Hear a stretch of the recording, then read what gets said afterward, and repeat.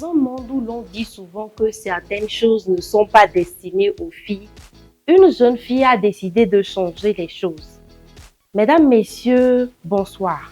Permettez-moi ce soir de recouvrir ma casquette de griotte pour vous raconter son histoire. Il était une fois en une nuit troublée de février 2005, le peuple tout entier retenait son souffle, marqué par la disparition de son leader. Alors que l'obscurité semblait tout engloutir, un rayon de lumière perça le ciel. Ce fut le cri d'une nouvelle naissance. Une petite fille née dans les turbulences, portant en elle l'espoir d'un avenir radieux.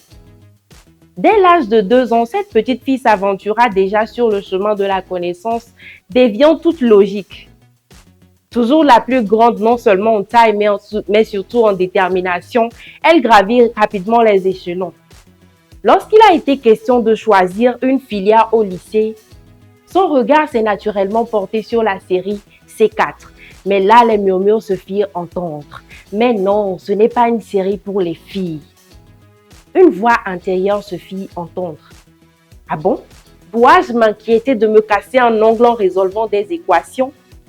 Très vite, cette voix fut écartée par une autre lui disant « Je compte leur prouver que les équations n'ont pas de préférence pour le vernis à ongles. » Et devinez quoi?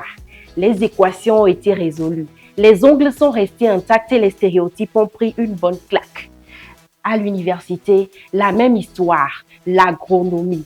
Une filière souvent réservée aux hommes due à la force physique et à la résilience. Une femme agronome, mais quelle folie, disait-on. Mais ce défi, loin de l'intimider, devint une source de motivation. Ainsi, elle devint, et est toujours d'ailleurs, présidente de l'Association internationale des étudiants en agriculture et sciences connexes. Mesdames et messieurs, cette petite fille, en dehors de ses études, ne se contente pas seulement d'écouter le monde changer, non. Elle y participe activement, coordonnant des projets comme le Festival interscolaire pour l'environnement FIS ou encore le Jeune Monde Vert Gemauve.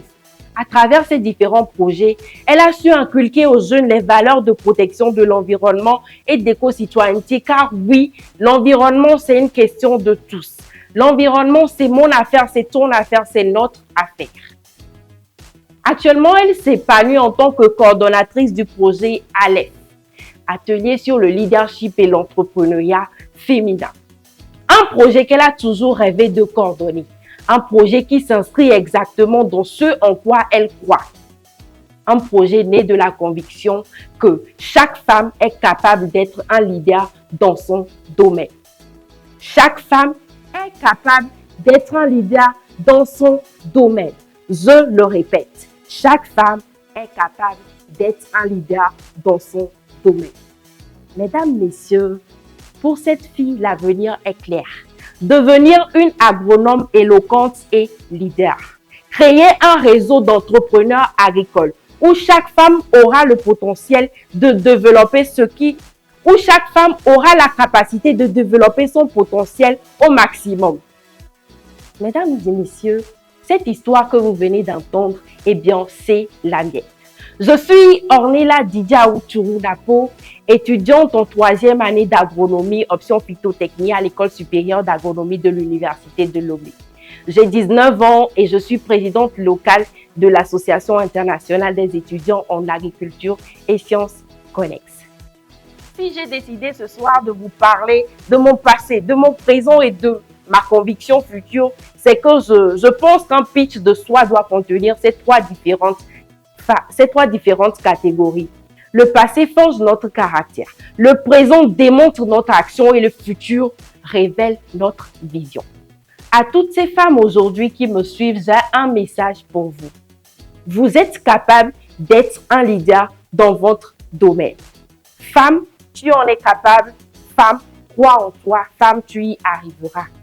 Mesdames, Messieurs, je suis une femme leader et je m'efforcerai toujours pour que mon leadership grandisse non seulement en quantité, mais aussi en qualité. Je vous remercie.